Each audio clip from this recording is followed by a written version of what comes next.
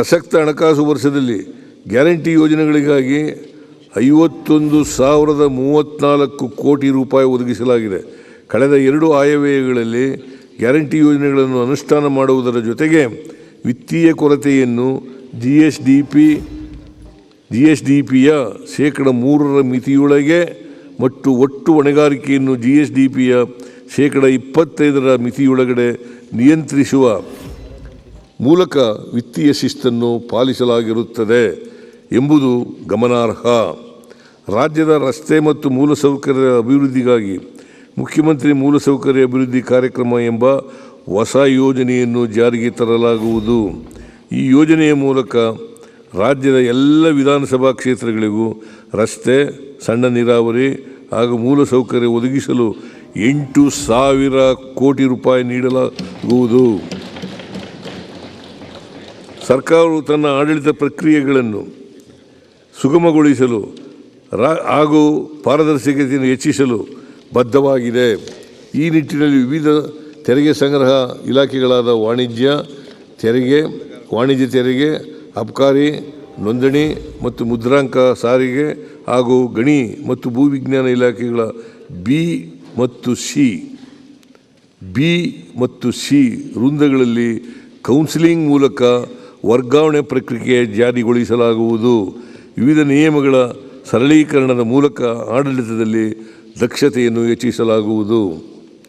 ವಿತ್ತೀಯ ಕೊರತೆ ಮತ್ತು ಒಟ್ಟು ಹೊಣೆಗಾರಿಕೆಯನ್ನು ವಿತ್ತೀಯ ಹೊಣೆಗಾರಿಕೆ ಅಧಿನಿಯಮ ಸೂಚಿಸಿರುವ ಮಿತಿಯೊಳಗೆ ನಿರ್ವಹಿಸಿ ನಾವು ಗ್ಯಾರಂಟಿ ಯೋಜನೆಗಳಿಗೆ ಸಾಕಷ್ಟು ಅನುದಾನ ನೀಡುವುದರೊಂದಿಗೆ ಬಂಡವಾಳ ವೆಚ್ಚದಲ್ಲಿಯೂ ಗಣನೀಯ ಹೆಚ್ಚಳ ಮಾಡಿದ್ದು ಹೆಮ್ಮೆಯ ಸಂಗತಿ.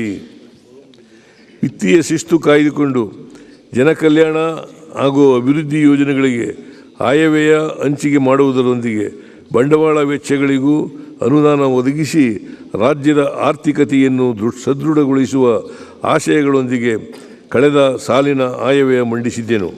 ಇದೀಗ 25-26ನೇ ಸಾಲಿನ ಆಯವ್ಯಯವನ್ನು ಸಹ ಇದೇ ಆಶಯದೊಂದಿಗೆ ಮಂಡಿಸುತ್ತಿದ್ದೇನೆ. ಕೃಷಿ ಮೊದಲು ಸರ್ವಕ್ಕೆ ಕೃಷಿಯಂ ಪರಿಸುವುದು, ಆ ಕೃಷಿಯನ್ನು ಉದ್ಯೋಗಿಸುವ ಜನವನ್ನು ಪಾಲಿಸುವುದು. ಕುಮಾರವ್ಯಾಸ.